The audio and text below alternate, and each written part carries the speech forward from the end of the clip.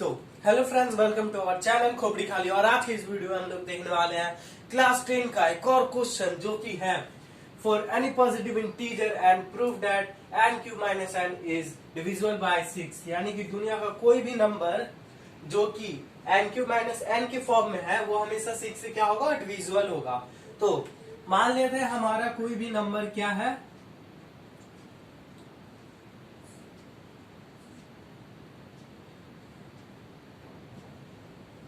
दुनिया का कोई भी पॉजिटिव इंटीजर किस फॉर्म में लिख सकते हैं हम लोग, किसी भी फॉर्म में लिख सकते हैं। जैसे कि होता है 6q में लिख सकते हैं, तो 6q प्लस 1 के फॉर्म में भी लिख सकते हैं, 6q प्लस 2 के भी फॉर्म में लिख सकते हैं, 6q प्लस 3 के भी फॉर्म में लिख सकते हैं, 6q प्लस 4 के फॉर्म में भी लिख सकते हैं, 6q प्लस और एंड 6q प्लस 5 के फॉर्म में लिख सकते हैं। ठीक, तो ये होता है हमारा। अब 2 में देखते तो 2 में लेते तो हम लोग क्या लिख सकते थे, 2q और 2q प्लस 1। 3 में लेते तो क्या देख सकते थे, 3q ले सकते थे और 3q प्लस 1 ले सकते थे और 3q प्लस 2 ले सकते थे। ऐसे ही 4 में देखते तो 4 में लेते 4q plus 1, 4q plus 2, 4q plus 3। 5 में लेते तो हम लोग लेते 5q प्लस 1, 5q और 5q plus 2, 5q plus 3, 5q plus 4। ऐसे ही 6 में लिए तो 6q plus 1, 6q plus 2, 6q plus 3, 6q plus 4 और यहाँ पे 6q छूट गया था और 6q प्लस 5। 6 से ज्यादा नहीं ले सकते हैं, ऐसे हम लोग नंबर ले लिए क्योंकि यहाँ पे 6 था इसलिए हम लोग यहाँ पे 6 लिए। अब केस 1 देख लेते हैं, जहां पे मानते हैं लेट हमारा n क्या है, 6q के बराबर है। तो n क्यूब माइनस n क्या हो जाएगा, 6q का क्यूब माइनस 6q। तो n क्यूब माइनस n को हम लोग क्या ले सकते हैं, n कॉमन निकाल सकते हैं यहाँ से, तो n प्लस 1 हो जाएगा यहाँ से और यहाँ पे हो जाएगा n माइनस 1। तो इसको लिख सकते हैं ऐसा, 6q plus 1 into 6q minus 1, ऐसा लिखा जा सकता है। इसको ऐसे भी लिखा जा सकता है, 6q स्क्वायर प्लस q और 6q माइनस 1। अब ये जो पूरा नंबर लिखे इसको ऐसे भी लिख सकते हैं 6m, जहां पे m का वैल्यू होगा हमारा m equal to 6q square plus q और 6q माइनस 1 मल्टीप्लाई में।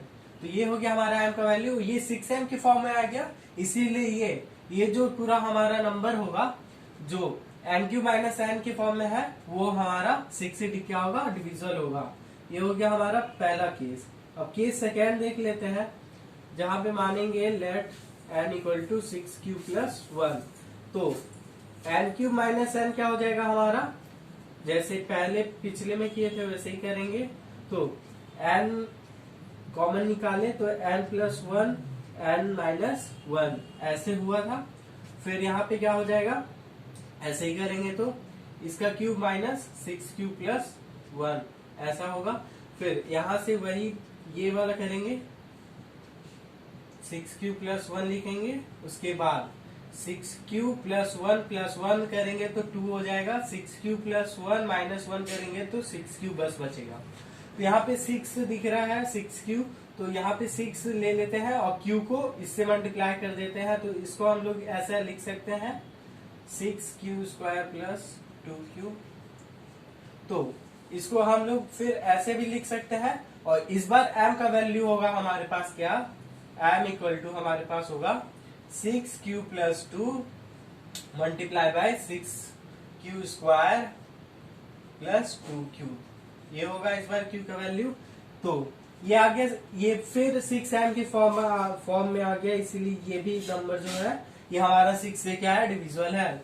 अब हम लोग तीसरा केस देखते हैं जिसपे हम लोग का n का वैल्यू है 6q प्लस 2। तो n क्यूब माइनस n क्या हो जाएगा हमारा, 6q प्लस 2 का whole cube minus 6q plus 2 ये होगा। अब इसको हम लोग ऐसे भी लिख सकते हैं n plus 1 into n minus 1, जहां पे इसको फॉर्म में चेंज करेंगे, वैल्यू डालेंगे m का, तो ये हो जाएगा कुछ ऐसा। +1 करेंगे 2 में तो 6q + 3 आ जाएगा। अब -1 करेंगे तो आ जाएगा 1। तो इसमें से हम 6, यहाँ भी 6 है, यहाँ भी 6 है, यहाँ से 2 निकाल सकते हैं हम लोग कॉमन, तो यहाँ पे बचेगा 3q + 1। यहाँ से हम लोग 3 निकाल सकते हैं, तो यहाँ बचेगा 2q + 1। इस यहाँ पे कुछ भी नहीं निकलेगा, तो यहाँ पे जैसा का तैसा। यहाँ पे यहाँ पे 2 नहीं निकला, यहाँ पे 3 निकला, तो इसको हम लोग लिख सकते हैं, मल्टीप्लाई करेंगे तो 6 लिख सकते हैं। बाकी अंदर बचा 3q + 1, 3q + 1, यहाँ पे बचा 2q + 1, यहाँ पे हो गया 6q + 1। तो इसको हम लोग लिख सकते हैं 6m, जहाँ पे m का वैल्यू इस बार क्या होगा, m = क्या होगा इस बार, m का वैल्यू होगा इस बार ये नंबर 3q + 1, 2q + 1, 6q + 1। ये हो गया हमारा m का वैल्यू। और आगे देखते हैं, तो पहला भी केस हो गया सही, दूसरा भी केस सही हो गया, 6m के फॉर्म में आ गया, और तीसरा केस भी हमारा क्या आ गया, 6m के फॉर्म में आ गया। अब हम लोग चौथा केस देखेंगे। अब चौथा केस 6m के फॉर्म में आता है कि नहीं, तो केस 4 हो जाएगा हमारा। एंड इस बार हम लोग क्या मानेंगे, लेट n = 6q + 3। इससे पहले हम लोग 2 लिए थे, तो हम लोग को निकालना क्या है, 9 n का क्यूब -n, तो इसका वैल्यू पुट कर देंगे, तो 6q का क्यूब -6q + 3 का माइनस करेंगे। फिर इसको हम लोग इस फॉर्म में लिख सकते हैं, n × n + 1 n - 1। इसको हम लोग ऐसे लिख सकते हैं 6q + 3, और यहाँ से +1 करेंगे तो आ जाएगा 6q + 4, और यहाँ पे -1 करेंगे तो 6q + 2, ये आ जाएगा। अब यहाँ से कॉमन निकालेंगे, तो यहाँ से 3 कॉमन आया तो 2q + 1 बचा, यहाँ से 2 कॉमन आया तो 3q + 2 बचा। अब यहाँ से 2 कॉमन आया तो यहाँ पे बचा 3q + 1।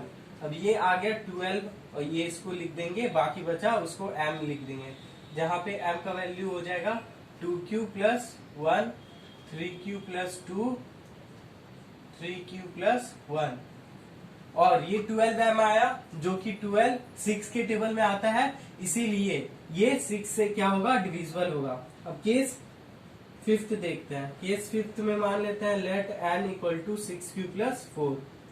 अब n³ - n का वैल्यू क्या हो जाएगा, 6q + 4 का होल क्यूब माइनस 6q + 4।